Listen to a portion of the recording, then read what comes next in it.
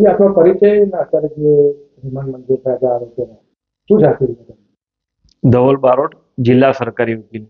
આજરોજ જે સ્પેશિયલ પોસ્કો કોર્ટે 8 આરોપીઓની રિમાન્ડ અરજી મંજૂર કરતો હુકમ કરેલો છે, તેમાં આરોપી પરવેઝ ખાન પઠાણ તથા આરોપી માહિર ખાન પઠાણ, ફૈઝાન ખાન પઠાણ, તૌફિક ખાન પઠાણ, અયાન ખાન પઠાણ, મોઇન ખાન પઠાણ, આરોપી મારૂક ખાન પઠાણ, આરોપી સલમાન ખાન પઠાણ, આ 8 આરોપીઓ, જે પૈકી આરોપી પરવેઝ ખાન પઠાણે આ કામની જે ભોગ બનનાર દીકરી છે, જેની ઉંમર હાલ 17 વર્ષ છે, તેણીને આજથી 3 વર્ષ પહેલા પોતાની સાથે ફોસલાવી પટાવી અને મિત્રતા કેળવી, ત્યારબાદ ભોગ બનનારનો વિડીયો તથા ફોટોગ્રાફી કરી આ ફોટોગ્રાફી અને વિડીયો તેના મિત્રોને આપી અને તેના મિત્રોએ આ જે ભોગ બનનાર છે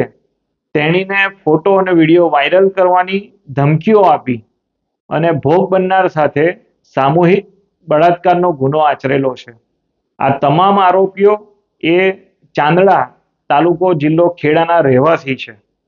આ આરોપીઓએ જે દુષ્કૃત્ય આચરેલું તે દુષ્કૃત્યની જાણ ભોગ બનનાર, જે છેલ્લા થોડાક દિવસથી શૂન્ય રહેતી હતી, તેણે ના છૂટકે પોતાની માતાને આ બાબતની, આ ઘટનાની જાણ કરતા ભોગ બનનારની માતાએ પોલીસ સ્ટેશનમાં જઈ અને આ આરોપીઓ વિરુદ્ધ ગુનો દાખલ કરવા માટે ફરિયાદ કરેલી.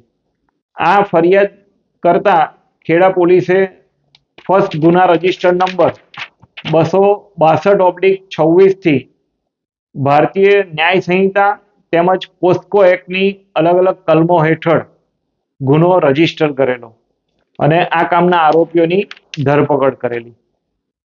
આ જે તમે રિમાન્ડ મંજૂર કરેલી એમાં કયા કયા મુદ્દાઓ ખાસ હતા રિમાન્ડ? આરોપીઓના રિમાન્ડ અરજી જે પોલીસે રજૂ કરેલી તેમાં મુખ્યત્વે જે દલીલો હતી તેમાં હાલ 8 આરોપીઓ પકડાઈ ગયેલા છે અને એક આરોપી સાહિલ ખાન પઠાણ તે હજુ પણ નાસ્તો ફરે છે. વધુમાં આ કામના જે આરોપીઓએ ભોગ બનનારના વિડીયો તથા ફોટોગ્રાફ્સ લીધેલા છે તે ક્યાં સંતાડેલા છે, બીજા કયા કયા ઇલેક્ટ્રોનિક ગેજેટમાં એ ફોટોગ્રાફ્સ તથા વિડીયો મૂકેલા છે, તેની ઊંડાણપૂર્વક તપાસ કરવી ખૂબ જ જરૂરી છે.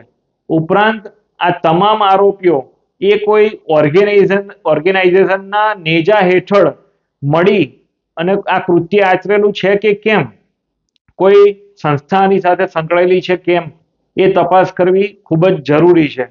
આ ઉપરાંત આ આરોપીઓએ હાલના કિસ્સામાં જે ભોગ બનનાર છે તે સિવાય અન્ય કોઈ દીકરી સાથે પણ આવું કૃત્ય આચરેલું છે કે કેમ, તેની પણ ઊંડાણપૂર્વક તપાસ કરવી ખૂબ જરૂરી હોય.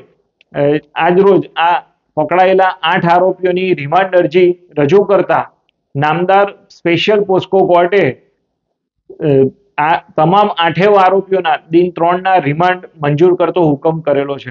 My school is one such future-ready school where I understand each and every concept taught in the class and don't rote learn, where teachers don't just use books and blackboard to teach but use new ways of teaching and learning like audiovisual learning, activity-based learning and group activities, which enhances my conceptual understanding. My school also teaches coding, which is an important 21st century skill.